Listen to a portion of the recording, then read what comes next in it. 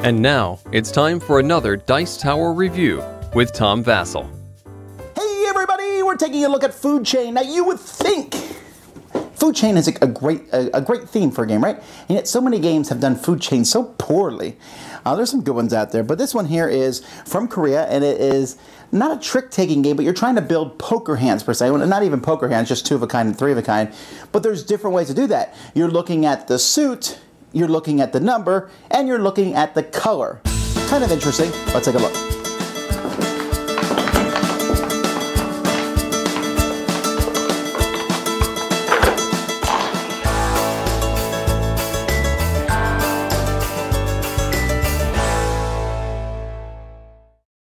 At the beginning of the game, you're going to take this deck of cards and you're going to shuffle them out here. And this deck of cards is made up of 6 different kinds of animals. You can see the kinds of animals here: tiger, wolf, raccoon, snake, frog, and butterfly. This is the order of the food chain. Apparently, tigers like to eat wolves, who like to eat raccoons. Whatever. These cards are numbered from 1 to 6. So there's 6 snake cards, 1 through 6. And you'll also see that they're different colors. There are some cards with a yellow background, some with a blue background, and the backgrounds have different things on them too. So you can see here that yellow has a different look than blue. So there's that. So you're going to shuffle these, and each player, each round, is going to get 6 cards. Now the first thing that you do in each round is players are going to all stick a card in the middle of the table face down and flip them up. And these are the cards that players are going to be going for in the second round. The second round, players will all play a card face down and turn them up like this. And then whoever played the highest card gets to choose first. So let's say this person here played wolves, this person here played wolves. They're the highest thing. They're higher than raccoons and snakes.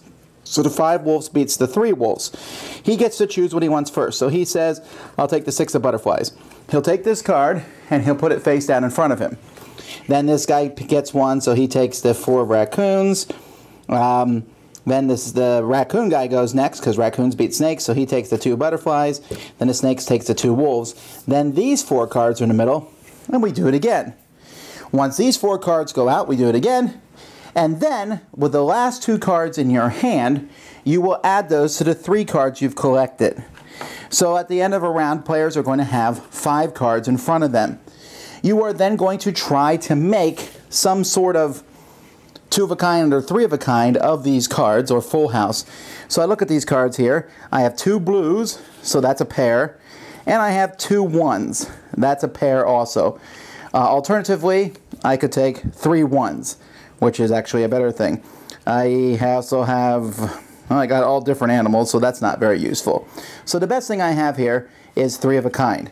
You can see here on the point scoring area, a pair is worth a point, 2 pairs is 3 points, 3 of a kind is 5 points, a full house is 7, 4 of a kind 10, 5 of a kind 15.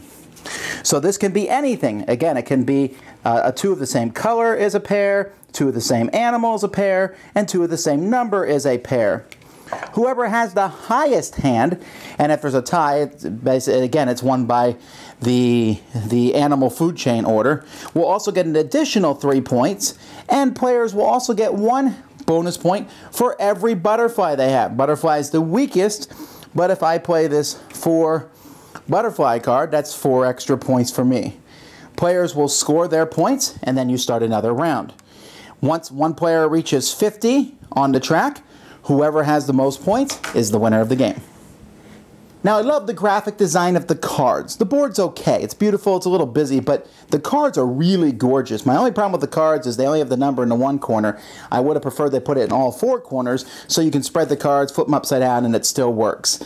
It seems like a simple thing to do, and in a card game, that's very handy. Doesn't ruin the game, but that's something I would have fixed.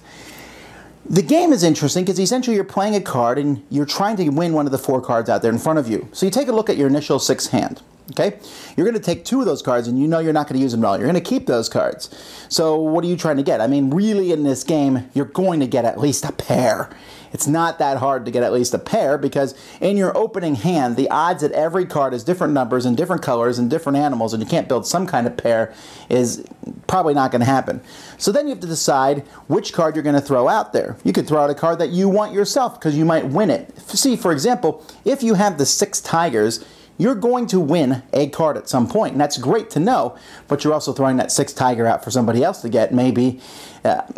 It's really kind of fascinating. I mean, the game is really simple. Throw a card out. You could play randomly, and you wouldn't win, but you could say, I don't know what I'm doing, I'll just throw a card out, and it would still be easy to work. This is a game I can teach in just a couple minutes, and I like the concept of gathering colors and numbers and animals, and none of those 3 is as easy as the other, although sometimes you'll get caught up in one and maybe ignore animals because you're too busy looking at the numbers and such. You got to look at all of them.